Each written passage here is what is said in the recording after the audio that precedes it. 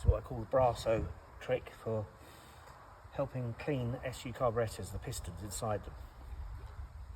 My dad passed this one on to me. Only put a little bit in. It's very watery, but it is slightly abrasive. Get it in there, and then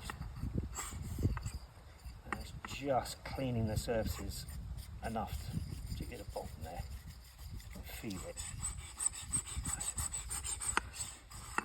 Critical thing is, when you finish, you've got to get every last piece of Brasso off, because it is abrasive, and if it carries on in there, it will obviously wear the carburetor out. So whilst it's okay to do this a little bit, cleaning it is vitally important afterwards.